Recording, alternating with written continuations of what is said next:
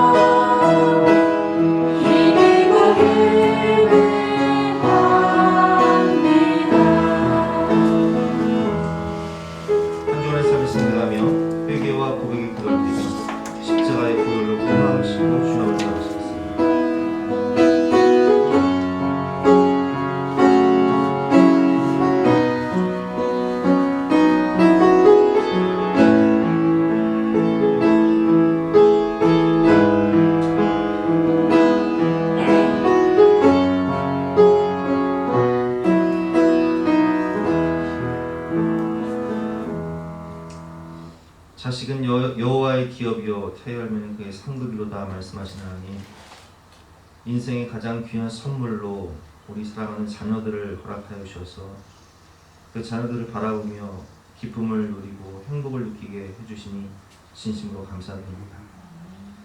그러나 주님, 자식은 여호와의 기업인데 하나님께 온전히 맡기며 기도와 말씀으로 행복하지 못했던 우리의 죄를 고백합니다.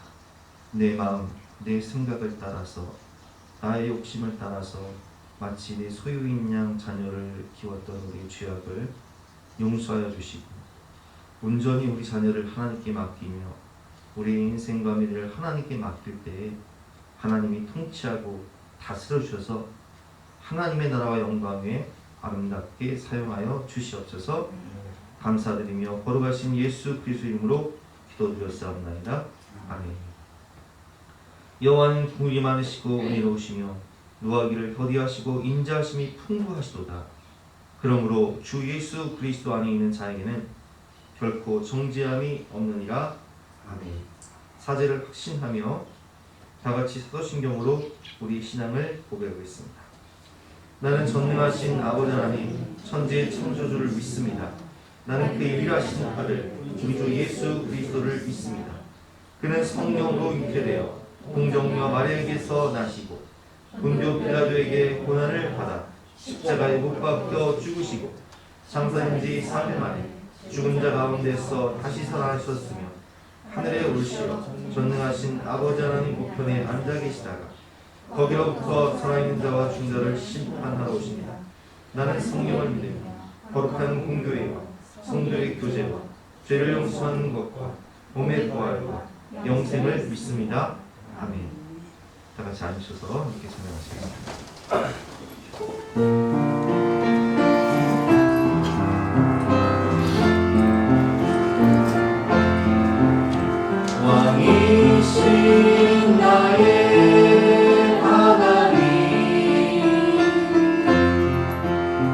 내가 주를 높이고 영원히 주의 이름을 송축하리이다.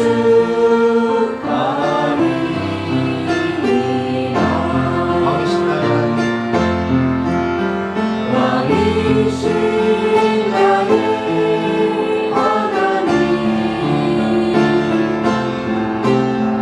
내가 주를 높이고 영원히 주의 이름을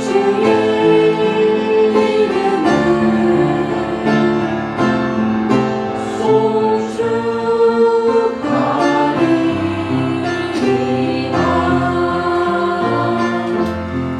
성령의 임재와 예배를 위해서 합심해서 기도하신 이후에 유네트에서 조선현 장로님께서 대표로 드려주겠습니다.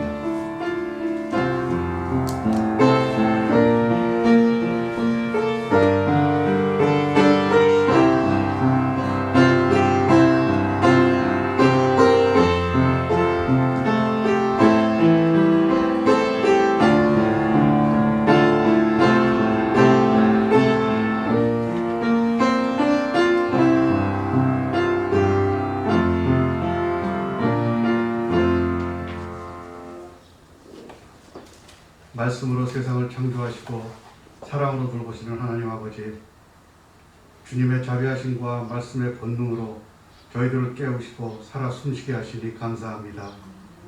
신력의 계절로 오르마자 아름다운 꽃들과 푸르름을 뽐내는 나무들을 보게 하시고 저희의 마음은 언제나 주님께로 향하게 하셔서 진정과 신령으로 예배드리게 하시니 감사합니다. 주님 뜻대로 살아야 한다고 입술로는 고백하면서도 여전히 사탄의 유혹을 뿌리치지 못하고 이진적인 삶을 살고 있고 한없는 축복을 주님께로부터 받고 있으면서도 내 마음속에는 옛사람이 살아 꿈틀대고 있습니다. 저희들을 불쌍히 여겨주시고 용서하여 주시옵소서. 자식은 여호와의 주신 기업이요 태의 열매는 그의 상급이라고 말씀하신 아버지 하나님, 5월 첫째 주일을 어버이 주일로 지키게 하시니 감사합니다. 사랑의 하나님께서 이 땅의 모든 어린이들에게 풍성한 사랑과 은혜를 내려주시고 하나님이 선하신 인도하심 속에서 주님의 말씀으로 양육되게 하시고 하나님을 좀 더 알아가는 어린이들이 되게 하옵소서. 지금의 현실은 저출산과 시대의 변화로 인해 자녀 낳기를 두려워하고 포기하는 젊은이들이 많이 있습니다. 그로 인해 주일학교 어린이들이 줄어들고 있는 실정입니다. 그럼에도 불구하고 주일학교를 부흥케 하여 주시옵고 어렸을 때부터 주님의 말씀으로 양육되어져서 주님의 일을 감당하는 미래의 일꾼들이 되어지는 어린이들이 되게 하옵소서. 주님, 바라옵기는 아직도 세상에는 방황하는 아이들이 많이 있습니다.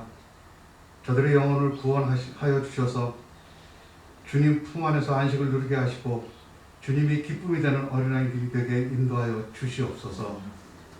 이 시간 다니엘에 오신 목사님을 사랑하여 주시고 영육간에 강건함을 주셔서 말씀 전하실 때 성령이 능력으로 붙드셔서 권세 있는 주님의 말씀이 선포되게 하옵시고 듣는 저희들 주님의 은혜를 체험하게 되는 복된 시간 되게 하옵소서. 주님, 바라옵기는 예수랑교회 모든 성도님들이 영혼이 잘됨 같이 범사에 잘되고 강건하게 하시어 저희들 앞에 놓여진 어떤 상황 속에서도 하나님의 영광을 위하여 살아가는 성도님들 다 되게 하옵소서. 코로나로 인한 기나긴 터널을 지나왔습니다. 이제 거리두기의 해제로 빠르게 일상을 회복하는 가운데 그토록 기다렸던 맛있는 점심 식사를 성도님들과 함께 나누게 되었습니다. 주님 감사합니다. 또한 정교인이 체육대회를 준비했습니다. 어린아이와 같이 먹고 마시고 즐겁게 뛰어노는 주의 날이 되기를 원합니다. 주님께서 순서마다 함께하여 주시고 아무 사고 없이 모두가 즐겁게 뛰노는 하루가 되길 바라옵고 원하오며 길이요 진리요 생명이신 우리 주 예수 그리스도의 이름으로 기도합니다.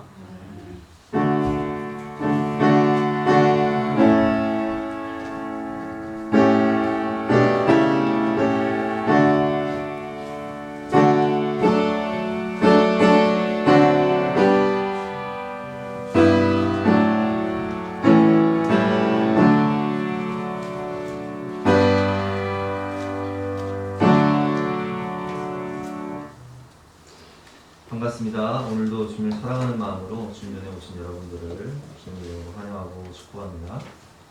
우리 옆에 계신 분들과 인사하실 때 이렇게 인사했으면 좋겠습니다. 당신은 하나님의 별작품입니다. 이렇게 인사했으면 좋겠습니다. 당신은 하나님의 별작품입니다. 반갑습니다. 사랑합니다. 축복합니다. 방금 말씀드리겠습니다. 오늘은 어린이 주일로 지키도록 하겠습니다. 다음 주는 어버이 주일로 지키도록 하겠습니다. 오늘 점심 식사 후에 전교인 체육대회와 보물찾기가 7단지 공원에서 있습니다. 식사 다 같이 하고 1시에 같이 출발하도록 하겠습니다. 오늘 안수집사회에서 주일학교 선물과 또 저녁 식사를 찬조하셨습니다. 감사합니다. 오늘부터 주일 점심이 시작됩니다. 매월 첫째 주일에는 2부 예배 후 점심 식사를 제공을 합니다. 그리고 친교 시간을 갖도록 하겠습니다. 오늘은 첫날이기 때문에 목자님들께서 특별히 준비를 하셨고요. 목자님들께서는 오늘 식사를 이렇게 하실 때 장갑 끼시고 배식을 좀 해주시길 부탁드리겠습니다. 또 식사하실 때는 가급적 아직은 좀 많이 위험해요.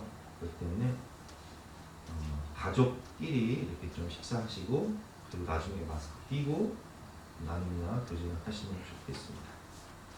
설거지는 남성 목자님들 세 분이서 해주시기를 부탁드립니다. 여성 목장 소풍 이번 주 화요일날 갑니다. 9시까지 교회로 모여주시기 바랍니다.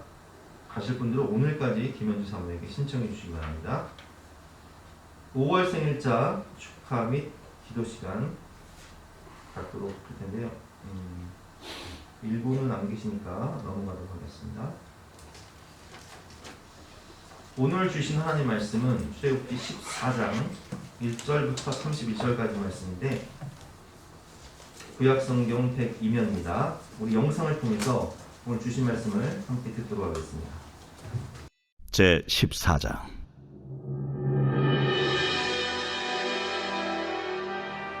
여호와께서 모세에게 말씀하여 이르시되 이스라엘 자손에게 명령하여 돌이켜 바다와 믹돌 사이에 비아히롯 앞 곧 바알스본 맞은편 바닷가에 장막을 치게 하라.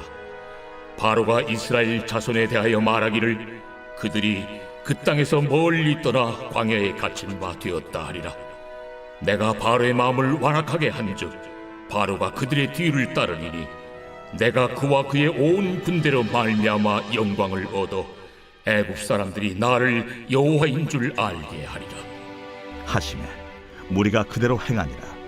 그 백성이 도망한 사실이 애굽 왕에게 알려지매 바로와 그의 신하들이 그 백성에 대하여 마음이 변하여 이르되 우리가 어찌 이같이 하여 이스라엘을 우리를 섬김에서 놓아 보내었는가 하고 바로가 곧 그의 병거를 갖추고 그의 백성을 데리고 갈새 선발된 병거 600대와 애굽의 모든 병거를 동원하니 지휘관들이 다 건드렸더라.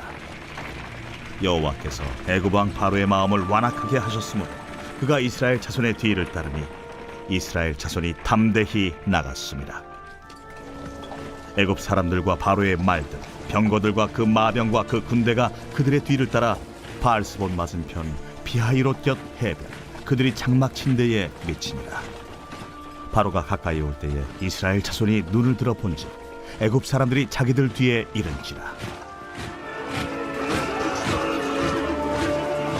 이스라엘 자손이 심히 두려워하여 여호와께 부르짖고 그들이 또 모세에게 이르되 애굽에 매장지가 없어서 당신이 우리를 이끌어내어 이 광야에서 죽게 하느냐 어찌하여 당신이 우리를 애굽에서 이끌어내어 우리에게 이같이 하느냐 우리가 애굽에서 당신에게 이른 말이 이것이 아니냐 우리를 내버려 두라 우리가 애국 사람을 섬길 것이라 하지 아니하더냐 애국 사람을 섬기는 것이 광야에서 죽는 것보다 낫겠노라 너희는 두려워하지 말고 가만히 서서 여호와께서 오늘 너희를 위하여 행하시는 구원을 보라. 너희가 오늘 본 애굽 사람을 영원히 다시 보지 아니하리라. 여호와께서 너희를 위하여 싸우시리니 너희는 가만히 있을지니라. 여호와께서 모세에게 이르시되 너는 어찌하여 내게 부르짖느냐? 이스라엘 자손에게 명령하여 앞으로 나아가게 하고 지팡이를 들고 손을 바다 위로 내밀어 그것이 갈라지게 하라.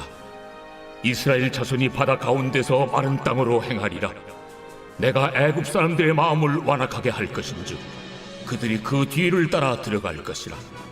내가 바로와 그의 모든 군대와 그의 병거와 마병으로 말미암아 영광을 얻으리니 내가 바로와 그의 병거와 마병으로 말미암아 영광을 얻을 때야 애굽 사람들이 나를 여호와인 줄 아니라 하시더니 이스라엘 진 앞에 가던 하나님의 사자가 그들의 뒤로 옮겨가매 구름 기둥도 앞에서 그 뒤로 옮겨 애굽 진과 이스라엘 진 사이에 이르러 서니 저쪽에는 구름과 흑암이 있고 이쪽에는 밤이 밝음으로 밤새도록 저쪽이 이쪽에 가까이 못하였더라.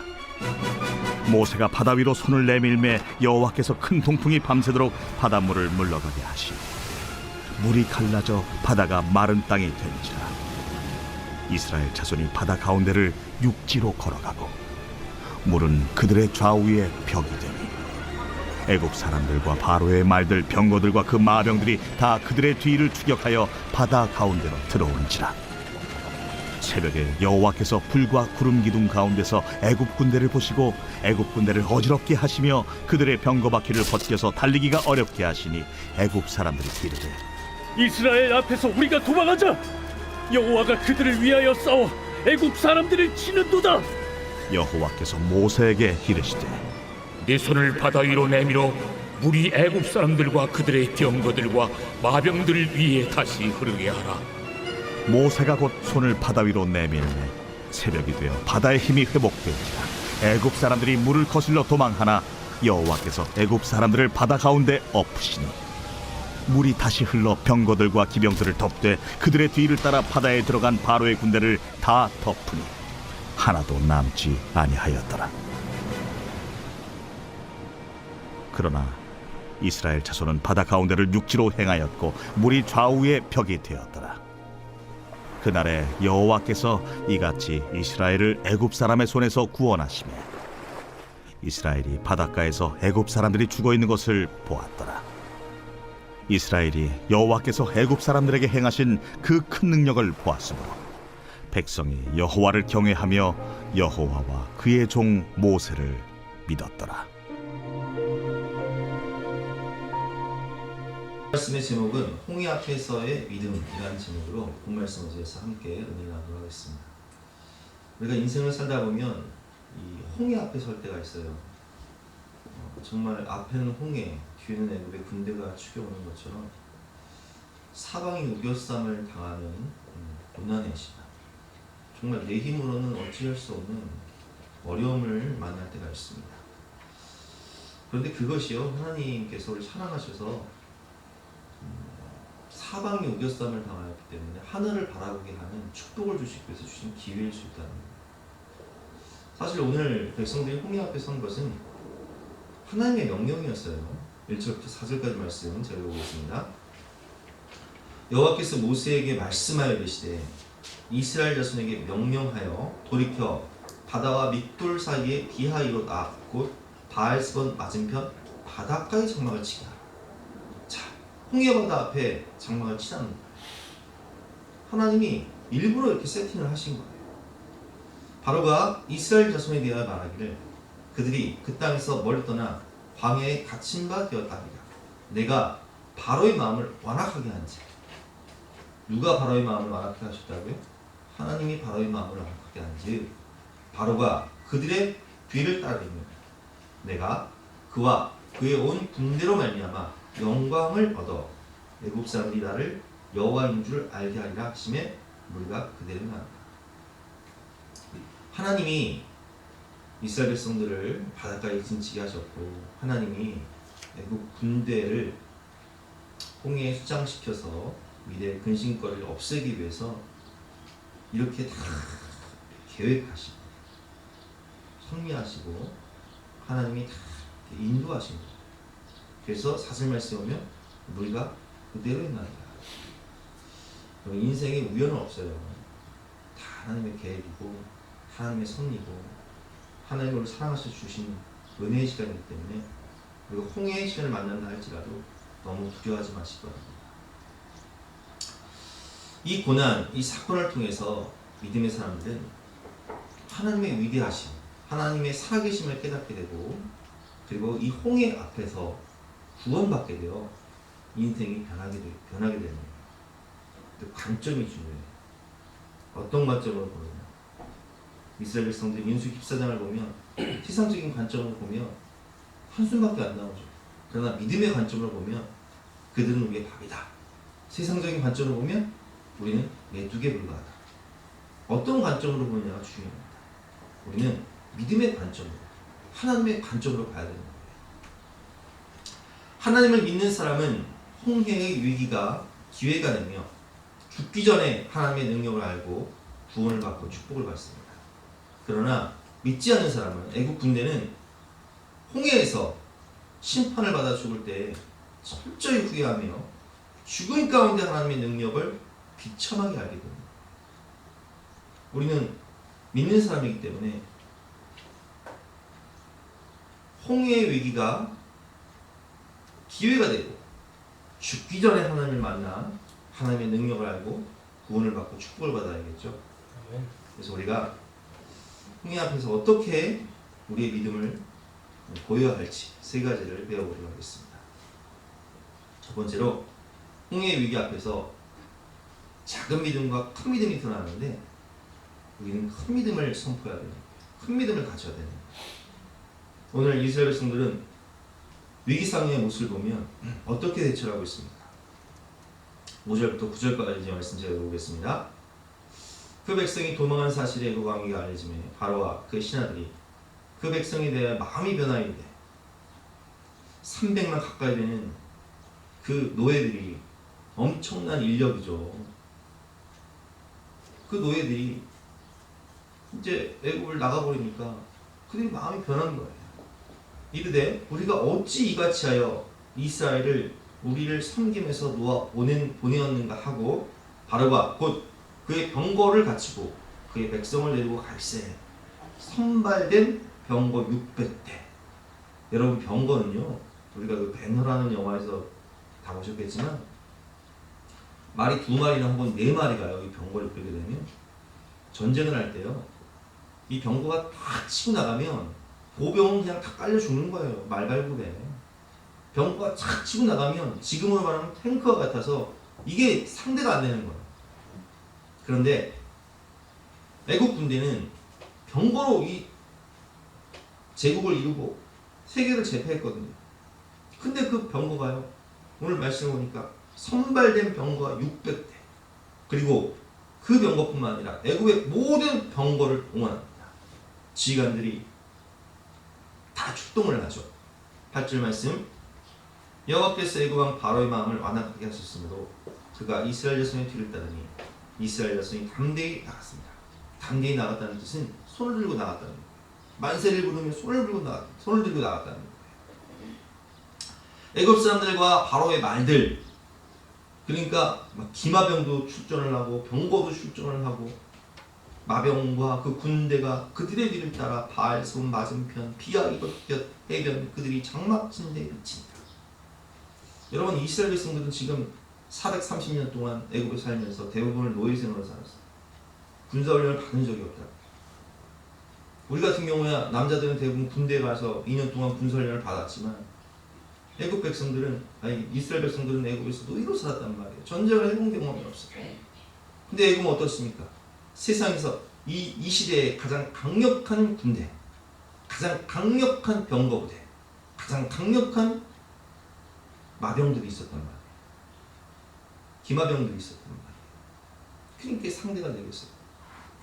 앞에는 홍해, 뒤에는 애굽.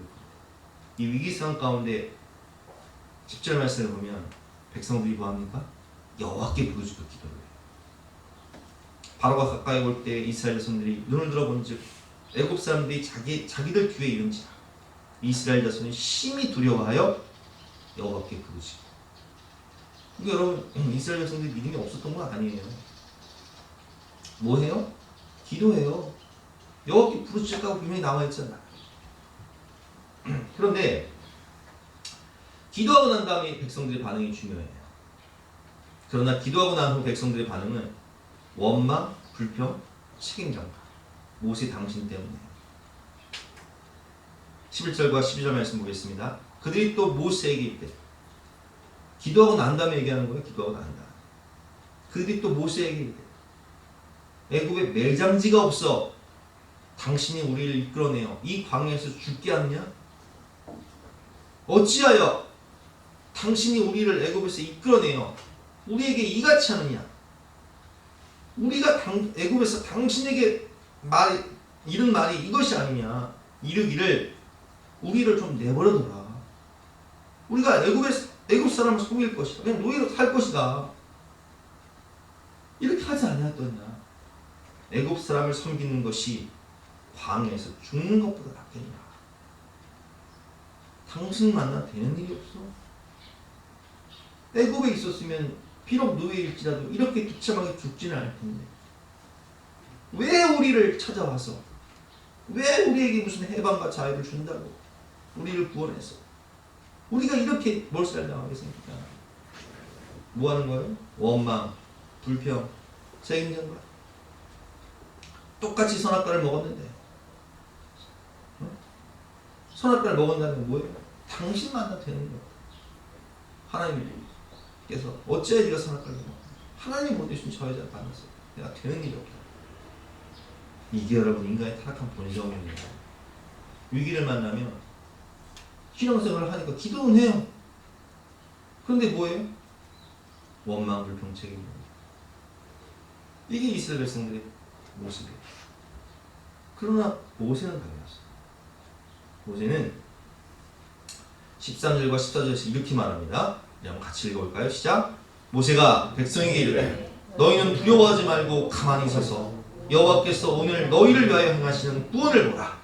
너희가 오늘 본 애굽 사람을 영원히 다시 보지 아니하리라. 여호와께서 너희를 위하여 싸우시리니 너희는 가만히 있을지니라. 아멘. 할렐루야. 와, 얼마나 멋있어요 여러분. 모세가 백성에게 말합니다. 너희는 두려워하지 말고 가만히 서서 여호와께서 오늘 너희를 위하여 행하시는 구원을 보라. 너희가 오늘 본 이 애굽 군대 애굽 사람들을 다시 볼 일 없을 것이다. 여호와께서 너희를 위하여 싸우시니 너희는 가만히 있을지어다. 그 문제를 내가 해결하기 위해서 동문서주하지 말고 하나님이 어떻게 일하시는지를 가만히 서서 지켜보라는 거예요. 하나님이 우리 인생을 대신해서 나를 대신해서 싸우신다는 거예요. 가만히 하나님의 구원을 지켜보라. 얼마나 멋있습니까? 여러분 우리가 사도행전 12장을 보면 야고보는 순교하고 헤롯 왕이 야고보가 순교하는 것을 백성들이 좋아하니까 베드로를 잡아서 옥에 가둬요. 이에 베드로는 옥에 갇혔고 교회는 그를 위하여 간절히 하나님께 기도를 합니다. 어떻게 기도했겠어요? 하나님, 우리 베드로 사도를, 우리 베드로 목사님이 그래도 우리 예루살렘 교회의 수장이고 담임 목사님이신데 이 목사님 없으면 어떡합니까? 하나님 살려주세요. 하나님 도와주세요. 하나님 구원해주세요. 이렇게 기도했을 거 아니에요. 간절히 하나님께 기도합니다. 헤롯이 잡아 내려고 하는 그 전날 밤에 베드로가 두 군인팀에서 두 쇠사슬에 매어 누워 자는데 파수꾼들이 문 밖에서 옥을 지키더니 호련히 주의 사자가 나타나며 옥중에 방치가 빛나며 또 베드로의 옆구리를 쳐 깨워 이르되 급히 일어나라 하니 쇠사슬이 그 손에서 벗어진지라. 자, 기도에서 어떤 일이 일어납니까? 주의 사자가 나타나서 베드로를 깨우고 그리고 그 쇠사슬이 벗겨지는 거예요. 이게 다 뭐였기 때문에 일어난 거예요? 백성들이, 성도들이 기도했어요. 하늘 문을 여시고 하나님 역사하신 거예요. 주의 사자들이 나타난 거예요. 그래서 이제 베드로가 천사를 따라 이제 옥에서 나오게 되는 거예요. 12절 말씀 보겠습니다. 12절 말씀. 깨닫고 마가라는 요한의 어머니 마리아 집에 가니 여러 사람이 거기서 모여 기도하고 있더라. 베드로가 탈출했어요. 그래서 마가복음의 저자인 마가의 다락방에 가게 되죠. 그러니까 거기서 사람들이 뭐 하고 있어요? 또 기도하고 있는 거예요. 무슨 기도했겠어요? 하나님 베드로 사람을 구원해주시고, 하나님 살려주시고, 하나님 도와주세요. 그러니까 역사하신 거예요. 13절 말씀 보겠습니다. 베드로가 대문을 두드리는데 로데라는 여자아이가 영접하러 나왔다가 베드로의 음성인 줄 알고 기뻐하며 문을 미처 알지 못하고 달려 들어가서 말하되, 베드로가 대문 밖에 섰더라. 베드로 목사님이 오셨어요, 여러분. 너무 기뻐서 문을 열지 못하고 베드로 목사님 오셨어요. 근데 여기서 사람들 반응, 성도들의 반응이 진짜 웃겨요. 15절 말씀 같이 한번 읽어볼까요? 시작. 그들이 말하되 내가 미쳤다 하나 여자아이는 힘써 말하되 참말이라 하니 그들이 말하되 그러면 그의 천사라. 뭐라 그래요? 야, 너 미친 거 아니야? 베드로 사도는 지금 오게 갇혀가지고 지금 착고에 차여가지고 지금 16명의 군인들을 지키고 있는데 무슨 소리야? 아, 그럼 뭔 기도를 한 거예요? 대꾸와. 기도를 왜 했어 그럼? 뭐 간절히 기도했다, 모여서 기도했다, 뭔 기도를 한 거예요 도대체? 아니, 하나님 역사하셨잖아요, 자기들이 기도해서. 근데 기도에 응답하고 하나님 역사하시니까 뭐라 그래요? 로데한테? 미친 거 아니야? 너 돌았냐? 너 귀신 본 거 아니야? 너 환상 본 거 아니야? 이런 경우가 있대. 지원아, 좀 어이없지 않니? 기도하고 하는 역사가 있더니 너 미친 거 아니야? 네, 여러분, 이게 작은 믿음이 가짜 믿음이에요. 기도는 해. 그런데 믿음 없는 기도하는 거, 믿음 없는 기도. 기도에서 하는 역사를 믿질 못하네. 여러분, 믿음의 기도를 해야 돼요. 믿고 기도했으면 그냥 받은 줄로 알아야 돼요. 마가복음 11장 24절 말씀 같이 한번 읽어볼까요? 시작. 그러므로 내가 너에게 말하오니 무엇이든지 기도하고 구하는 것은 받은 줄로 믿으라. 그러면 너에게 그대로 되리라. 믿음의 선포를 해야 된다니까요. 말이 중요해요. 말에는 믿는 사람들의 말에는 권능이 있는 거예요. 말에 권세가 있는 거예요. 하나님께서 민수기 14장에 뭐라고 말씀하셨어요? 너희 말이 내 귀에 들린 대로 내 그대로 행하리라. 야고보서 1장 6절부터 7절 8절. 오직 믿음으로 구하고 조금도 의심하지 말라. 의심하는 자는 마치 바람에 밀려 요동하는 바다 물결 같으니 이런 사람은 무엇인지 주께 없기를 생각하지 마라. 두 마음을 품어 모든 일에 정함이 없는 자다. 자, 여러분, 믿음의 기도, 특별히 미리 감사하는 기도를 해요. 다니엘은 워낙 지혜가 충만한 사람이라 바벨론의 포로로 끌려가서 총리가 되죠. 근데 정권이 바뀌어도, 페르시아가 점령해서 나라가 바뀌어도 다니엘은 아주 뛰어난 총리가 된 거예요. 포로 출신 총리, 이게 말이 되냐? 그래서 이 페르시아 사람들이 너무 시기를 하다가 어떻게 하면 찾아와서 저 사람을 죽일 수 있을까 생각해보니까 믿음이 너무 좋아. 그래서 매일 하나님께 기도하는 다니엘의 모습을 보고, 그래, 왕에게 조서를 써서 왕만 섬기도록 하고, 다른 신께 기도하는 사람은 사자굴에 집어넣기로 결의를 합니다. 국회에서 통과가 된 거예요. 다니엘서 6장 17 말씀에 보니까 다니엘이 이 조서에 왕의 도장이 찍힌 것을 알고도, 내가 기도하면 죽는 것을 알고도, 내가 하나님을 섬기고 매일 하나님께 예배드리면 사형을 당한다는 것을 알고도, 사자굴에 들어간다는 것을 알고도 자기 집에 돌아가서는 윗방에 올라가 예루살렘으로 향한 창문을 열고 전에 하던 대로 하루 세 번씩 무릎을 꿇고 기도하며 그의 하나님께 감사하였더라. 뭐 있다고요? 감사하였다. 이게 미리 감사예요. 삼감사. 이 감사할 상황이 아니에요. 지금 기가 막힌 상황, 억울하게 모함당해 죽게 생겼는데 다니엘은 뭐예요? 감사하였더라. 하나님이 역사하시잖아요. 그래서 사자굴에 던져지지만 사자가 건드질 않아요. 왜요? 하나님이 지키시고 보호합니다. 왕이 깨닫습니다. 그래서 다니엘을 모함했던 사람들을 그 가족들까지도 사자굴에다 집어넣어서 그 사람들이 오히려 다 죽임을 당하고 다니엘은 하나님의 은혜로 영광을 받게 돼요. 우리가 믿음의 기도를 하되 특별히 감사 기도를 많이 하시기 바랍니다. 미리 감사하세요. 감사 일기를 쓰면, 감사 기도를 하면 삶이 행복해져요. 여러분, 학생들이 같은 공부를 합니다. 그런데 감사 기도를 하고 감사 일기를 쓰면 감사 일기 많아지니까 행복해져요. 같은 직장 생활을 하고 같은 신앙 생활을 하고 가정의 생활을 할 때 생활은 똑같아. 그런데 감사를 하면 자족하게 돼요. 만족하게 돼요. 그러니까 감사하고 만족하다 보니까 삶이 기뻐지고 주신 것에 감사하게 되고 낙을 누리고 작은 일에 소소한 일에 기쁨을 누리고 즐거움을 누리게 되는데 이게 불평하기 시작하고 원망하기 시작하고 이 타락한 본성이 나오면 똑같은 일을 하면서 감사한 사람은 행복한데 감사하지 않은 사람은요 지옥 고통을 당합니다.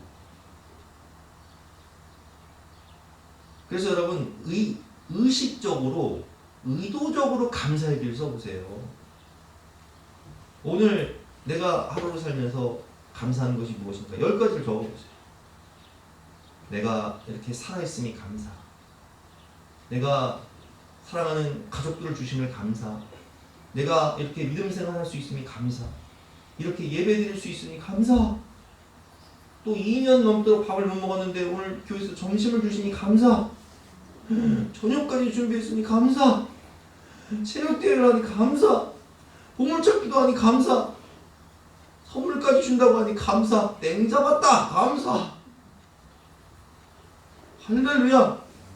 얼마나 감사할 일이 많아요. 여러분, 우리가 오늘 함께 교제하면서 얼마나 많이 웃겠어요. 하나님이 주신 시간 속에서 하나님이 주신 사람들과 하나님이 주신 은혜를 누리며 감사하고 살아가면 삶이 행복한데 내게 없는 것 가지고 불평하고 남과 나를 비교하면서 불평하기 시작하면 그것처럼 고통스러운 게 없는 거예요. 여러분, 사람들이요, 연예인들이요, 대기업 총수가 왜 그 자살한지 아세요? 감사하지 못하고 자족하지 못했기 때문에. 그러니까 그냥 우울한 거예요. 아무리 하나님 풍성한 걸 주셔도 감사할 줄 모르니까 행복이 없는 거예요. 만족이 없어요. 남과 나를 비교하지 마시고 하나님이 주신 것에 감사하여 기쁨과 행복을 누리시는 저와 여러분 되시기를 주님의 이름으로 축원합니다. 진짜 믿음으로, 감사의 믿음으로 승리해야 됩니다. 두 번째, 문제 해결의 핵심은 주어, 주인, 주체가 바뀌어야 된다는 거예요. 사실 오늘 여기 홍해는요, 홍해 사건은 성경에서 세리 사건을 의미해요. 세리가 무엇입니까? 거듭남, 위로부터 다시 태어나, born again. 즉 나는 죽고 예수로 사는 삶, 내 주인이 바뀐다는 거예요. 그래서 바울은 고린도전서 10장 1절과 2절 말씀에 이 홍해 사건을 세례 사건에 비유를 하죠. 형제들아, 나는 너희가 알지 못하기를 원하지 않으니 우리 조상들이 다 구름 아래에 있고 바다 가운데로 지나. 여기서 이 바다는 무슨 바다예요? 홍해 바다 가운데로 지나. 모세에게 속하여 다 구름과 바다에서 세례를 받고 애굽의 세상에서 우리가 구원받아 하나님의 백성으로 거듭나는 사건. 그래서 출애굽기 14장은 세례 사건이에요. 세례를 받는다는 것은 주인이 바뀐다는 거예요. 그래서 오늘 말씀을 보면 하나님께서 뭐라고 말씀하시냐면은 이 문제, 이 홍해 앞에선 너희의 이 난공불락 첩첩산 중 정말 사방이 우겨쌈을 당하는 이 문제 앞에서 이 문제를 네가 해결하려고 하지 말아라. 너희는 가만히 있어. 주가 너희를 위해 어떻게 싸우신지를 보고 내가 해결할 테니 너는 가만히 보라는 거예요. 그래서 하나님 뭐라고 말씀하시냐면 내가 해결해 줄게. 반복적으로 내가라고 말씀하세요. 하나님. 내가 애굽 사람들의 마음을 완악하게 할 것인지 그들이 그 뒤를 따라갈 것이다. 내가 바로와 그의 모든 군대와 그의 병부와 마병으로 말미암아 영광을 얻으리니 내가 바로와 그의 병부와 마병으로 말미암아 영광을 얻을 때에야 애굽 사람들이 나를 여호와인 줄 알리라 하시더니 이스라엘의 진 앞에 가던 하나님의 사자가 그들의 뒤로 옮겨가며 구름 기둥이 앞에서 그 뒤쪽으로 옮겨지는 거예요. 하나님이 애국 군대를 혼란시키기 위해서 앞을 가리기 위해서 구름 기둥을 옮겨버리시는 거예요. 여호와의 사자를 옮겨버리시는 거예요. 애굽진과 이스라엘진 사이에 이르러서니 저쪽에는 구름과 밤이 있고 이쪽에는 밤이 밝음으로 밤새도록 저쪽이 이쪽에서 가까이 못하였더니 하나님이 홍해를 열어주십니다. 마른 땅으로 지나게 하십니다. 물이 벽처럼 세워지죠. 그리고 애굽의 군사들이 추격해 올 때 이스라엘 백성들이 다 홍해를 건넌 다음에 그 물을 덮어버리시는 거예요. 여러분, 문제를 해결하려고 하지 마시고 하나님께 문제를 해결받으시는 저와 여러분 되시길 주님으로 축원합니다. 내가 해결하려고 하니까 안 되는 거예요. 믿음으로 해결을 받아야죠.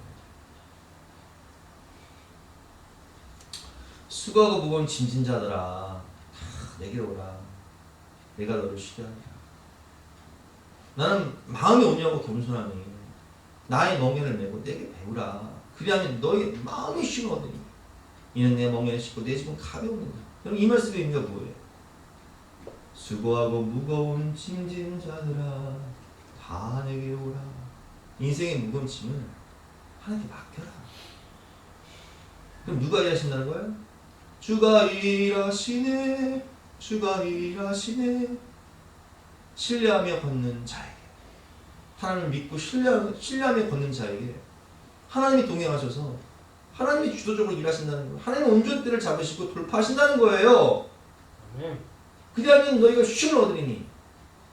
우리 애들은요, 제가 애들 데리고 어디 가면 다 뒤에서 자빠져요. 나만 고생이 나요. 응? 장거리 가면 나만 고생이 나요.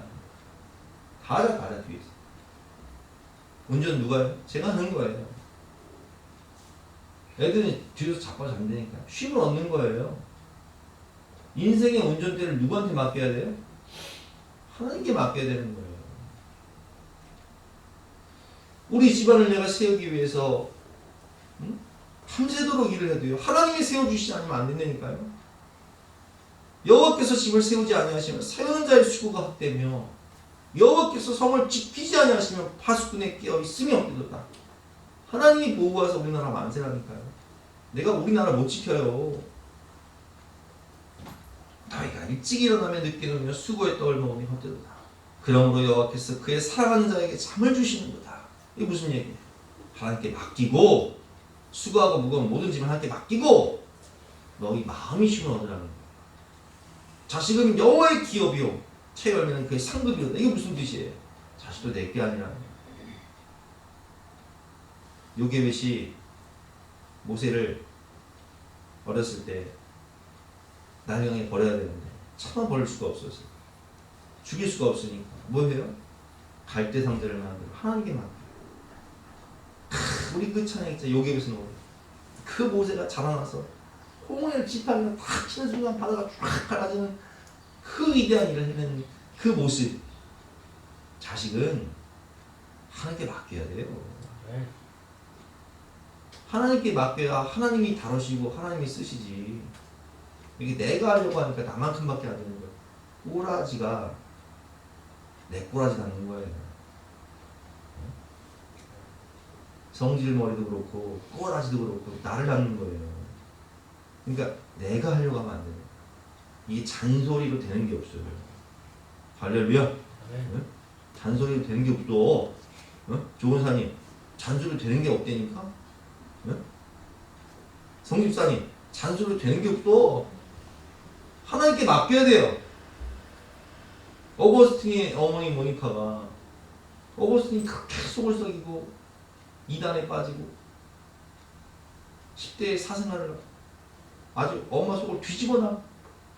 그러나 포기하지 않고 눈물로 기도할 때 기독교 역사상 가장 위대한 성자요, 가장 위대한 신학자가 됩니다.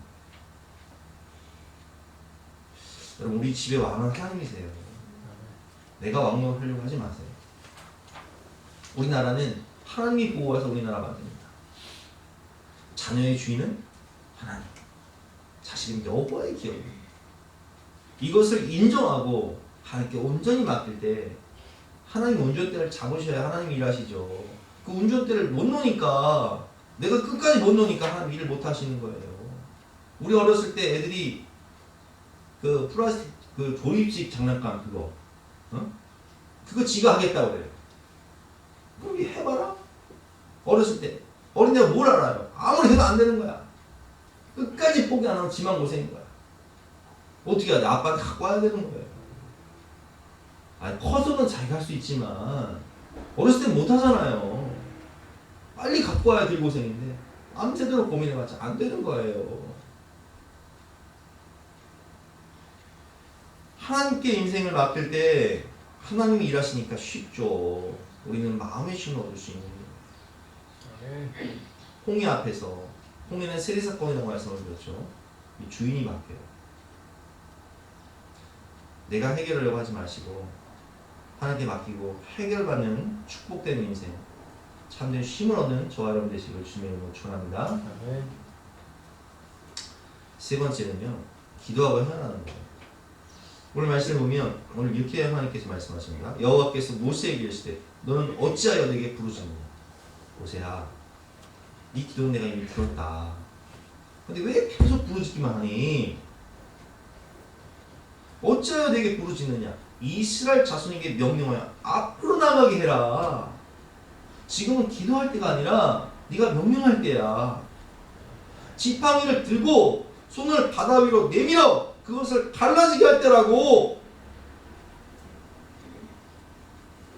그래서 이스라엘 자손이 바다 가운데 많은 땅으로 행하여 될 때니까 지팡이를 들고 홍해를 쳐서 바다를 가르고 가라고 명령해라. 이게 무슨 얘기예요? 기도만 하지 말고 기도했으면 행하는 거예요. 21절 말씀, 모세가 순종을 하죠. 바다 위로 손을 내밀매 여호와께서 큰 동풍이 밤새도록 바닷물을 물러가게 하시니 물이 갈라져 바다가 마른 땅이 된지라. 이스라엘 자손이 바다 가운데를 육지로 걸어가고 물은 그들의 좌우의 벽이 되니 애굽 사람들과 바로의 말들 병거들과 그 마병들이 다 그들의 뒤를 추격하여 바다 가운데로 들어온지라.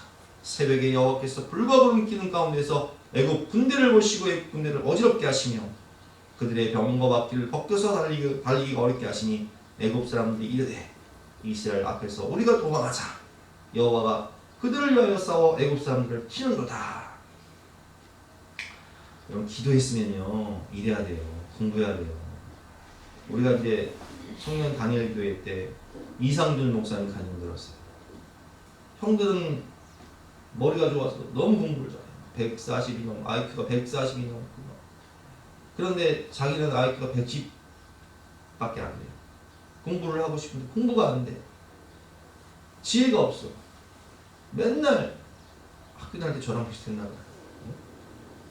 뭐 수학, 정석, 뭐 성문, 영어 앞에만 시커매요.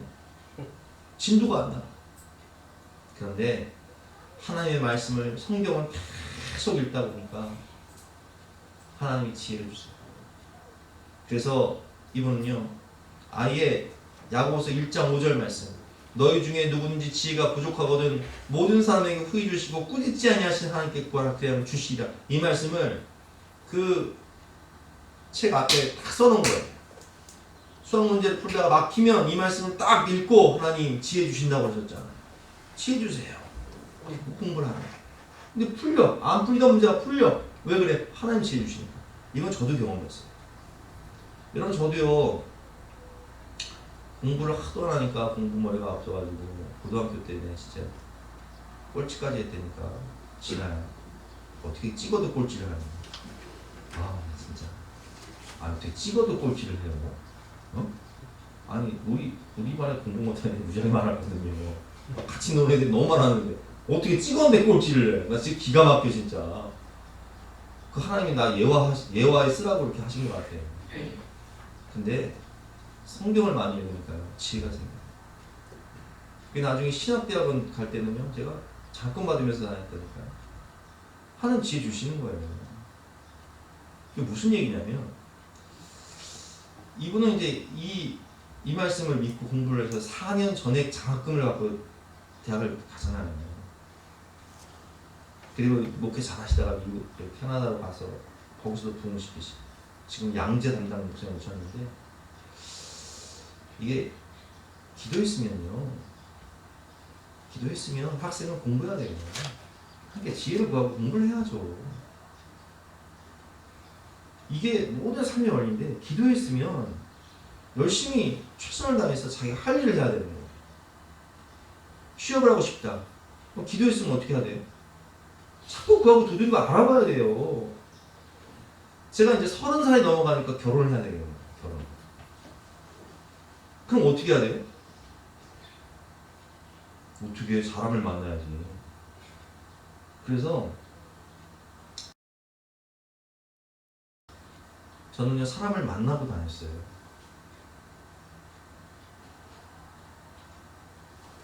선을 봤다니까요, 선을. 근데 우리 사모 어떻게 만나는 줄 아세요? 선 봐서 만나는 거예요. 영진교회 있을 때, 면목동에 있는 교회 있을 때, 아동부 부장님이 저한테 밥을 사주면서 그러더라고요.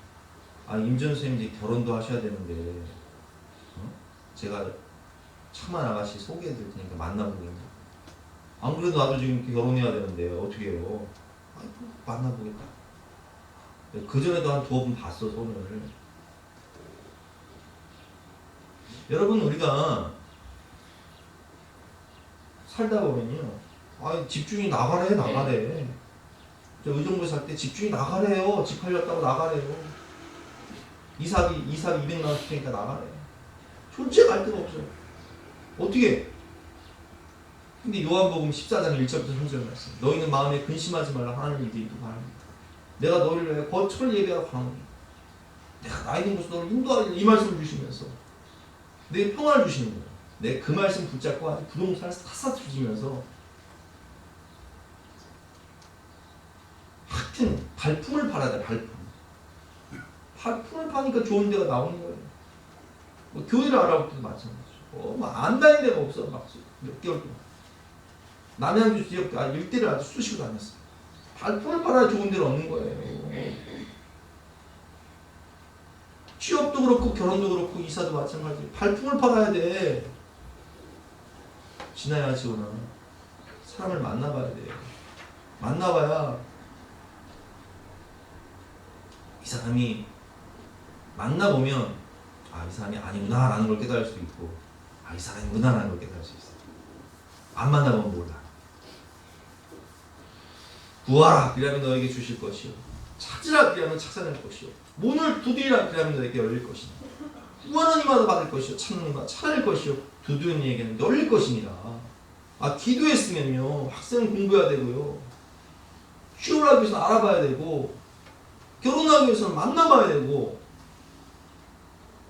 이사하기 위해서는 발품 팔아야 되는 거예요. 기도했으면 그냥 뭐 감나무 아래서 감 떨어지는 거 바라고 입만 벌리고 있다고 감이 내 입으로 떨어지지가 않아.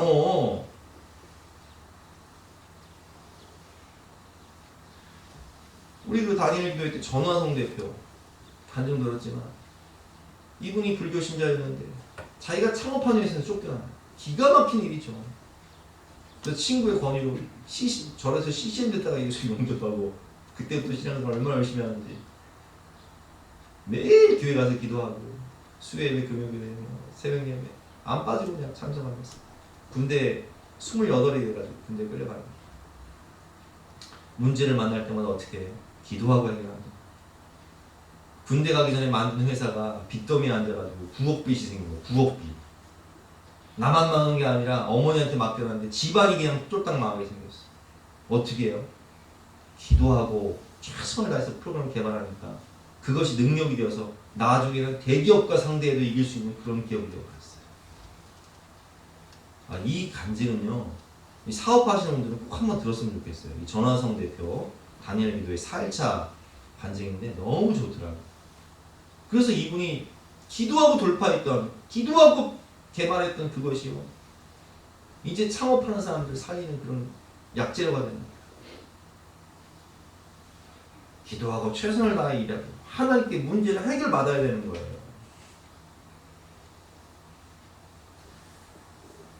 기도하고 최선을 다해 지팡이를 내밀어 행하면 하나님이 홍해 바다를 갈아주시죠. 그러나 지팡이를 내미는 건 내 일이에요. 홍해 바다를 가르치는 건 하나님 일이에요. 홍해 바다를 건너는 건 우리의 일이에요. 홍해 바다를 덮으시는 건 하나님의 일이에요. 하나님의 일이 있고 내 일이 있는 거예요. 기도만 해서는 안 돼요. 그렇다고 기도 없이 행하면 또 안 돼요. 기도 없이 행하면 누가 일하는 거예요? 내가 일하는 거예요. 그러니까 안 되는 거예요. 기도하고 행해야 하나님이 일하시는 거예요. 결론, 홍해 앞에서 믿음의 사람들은 축복을 받습니다. 오늘 본 말씀 결론인데요. 여호와께서 모세에게 이르시되 내 손을 바다 위로 내밀어 물이 애굽 사람들과 그들의 병거들과 마병들 위에 다시 흐르게 하라. 자, 또 손을 내밉니다. 그 전에 하나님이 그 물을 다 덮어버리시죠. 모세가 곧 손을 바다 위로 내밀매 새벽이 되어 바다의 힘이 회복된지라. 애굽 사람들이 물을 거슬러 도망하나 여호와께서 애굽 사람들을 바다 가운데로 엎으시니 물이 다시 흘러 병거들과 기병들을 덮되 그들의 뒤를 따라 바다에 들어간 바로의 군대를 다 덮으니 하나도 남지 아니하였더라. 몰살당하였더라. 초토와 전멸되었더라. 그러나 이스라엘 자손은 바다 가운데를 육지로 하였고 물이 좌우의 벽이 되었더라. 그날 여호와께서 이같이 이스라엘을 애굽 사람들의 손에서 구원하시매 이스라엘이 바닷가에서 애굽 사람들을 죽어있는 것을 보았더라. 이스라엘이 여호와께서 애굽 사람들에게 하신 그 큰 능력을 보았으므로 백성이 여호와를 경외하며 여호와와 그의 종 모세를 믿었더라. 아멘. 모든 문제의 근원이 사라지는 거예요. 이게 왜 중요하냐? 애굽 군대가 추격해서 홍해에서 수장되지 않으면요, 어떤 일이 벌어지냐? 나중에 방야 생활할 때 애굽 군대는요 언제라도 추격해서 이스라엘을 초토화시킬 수 있어요. 그러면 이스라엘 백성들은 광야 생활을 하면서도 벌벌벌 떨면서 두려워하면서 40년 광야 생활을 해요. 그렇죠? 언제 나주기로 올지 몰라. 근데 하나님이 이 모든 문제의 근원을 그냥 뿌리를 뽑아버리신 거예요. 할렐루야! 모든 문제의 근원이 사라진 거예요. 백성이 이 일을 통해 하나님께 영광을 돌리고 하나님의 살아계심을 체험하고 여호와를 경외하며 믿음으로 살게 됩니다. 오늘 결론 정리해 보겠습니다. 홍해의 위기 앞에 큰 믿음이 있고 작은 믿음이 있다. 진짜 믿음이 있고 가짜 믿음이 있다. 진짜 믿음은 믿음의 기도, 감사 기도, 미리 감사. 그대로 되는 거예요. 두 번째, 주인을 바꿔라. 홍해 사건은 세례 사건이다. 내가 하려고 하지 말고, 내가 문제를 해결하려고 하지 말고 하나님께 해결을 받아라. 주가 일하신다. 주 안에서 쉼을 얻게 된다. 세 번째, 믿음으로 기도했으면 최선을 다해서 일하라, 행하라. 내가 할 일 있고 하나님 할 일이 있다. 기도하고 손을 내밀어 가라. 하나님이 홍해를 열으신다. 손을 내밀어 기도하라. 하나님이 덮으신다. 기도하고 최선을 다해 순종하라, 행하라. 그러면 하나님이 문제를 해결해 주신다.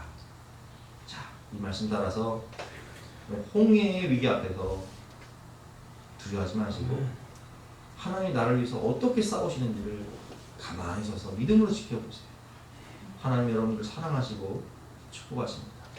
풍성한 은혜를 예비하고 계십니다. 주신 말씀 붙잡고 합심해서 기도하는 시간 갖도록 하겠습니다.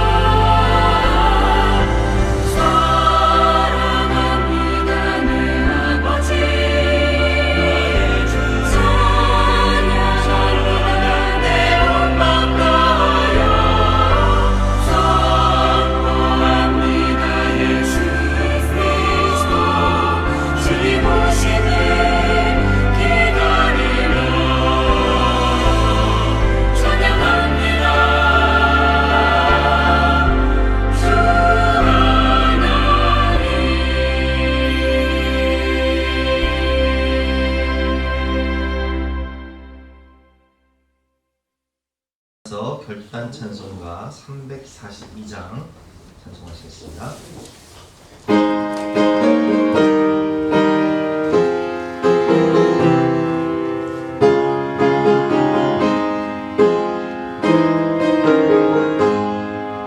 너 시험을 당해 죄 짓지 말고 너 용기를 다해 공부를 쓰라 너 시험을 이겨 새 힘을 얻고 주 예수를 믿어 늘 승리하라 너희가 주의 힘과 그의 미고를 빌라 주님의 편에 서서 항상 누시리 내 죽음의 삶과 잘 소개하고 너의 그 삶과 늘 정신하라 너 열심을 다해 늘 충성하고 공작정을 다해 주 봉사하라 우리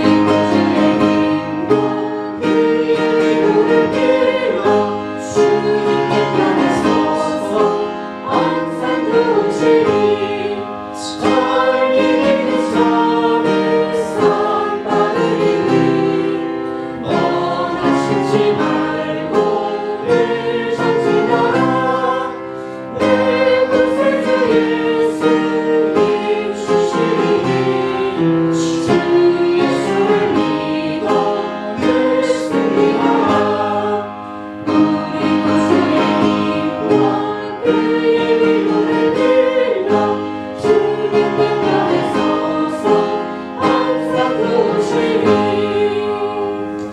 하나님 감사합니다. 우리를 사랑하셔서 우리 아들을 함께해 주시고 우리가 주님을 바라볼 때 우리가 감사하며 주님을 사랑하며 살아갈 때 주께서 우리를 대신해 싸우시고 일하시며 우리에게 참된 쉼과 축복과 은혜를 허락하여 주시니 진심으로 감사합니다. 주신 말씀 붙잡고 하나님을 사랑하며 순종하며 믿음으로 살아갈 때에 하나님께서 우리 모든 성도님들의 가정과 자녀와 앞날과 미래를 축복하여 주시고 은혜 위에 은혜를 주시며 복의 복을 더하여 주시옵소서. 감사드리며 예수 그리스도 이름으로 기도드렸사옵나이다. 아멘. 지금은 우리 구주 예수 그리스도의 은혜와 하나님의 영원하신 사랑과 성령님의 감화감동 역사하심이 우리 모든 성도님들 머리머리 위에 앞날 위에 가정 위에 지금부터 영까지 함께 하시기를 간절히 축원하옵나이다. 아멘.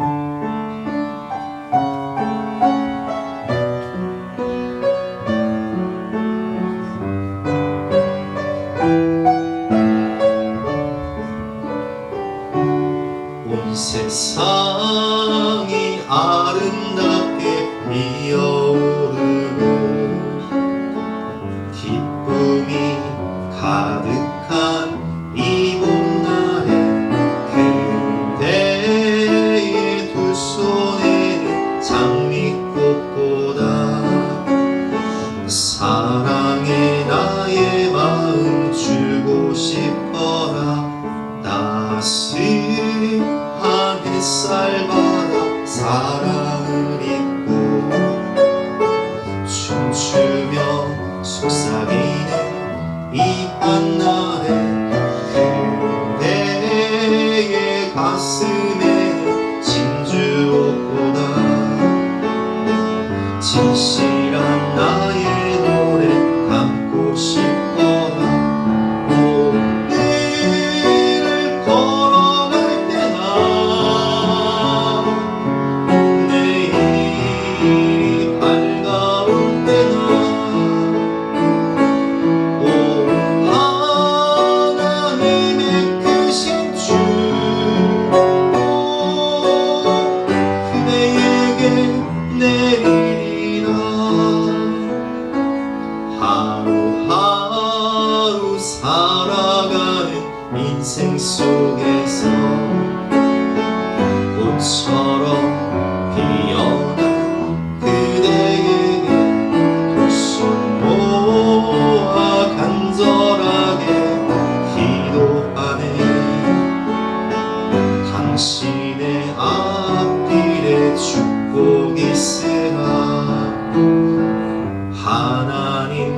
당신에게 축복하소서.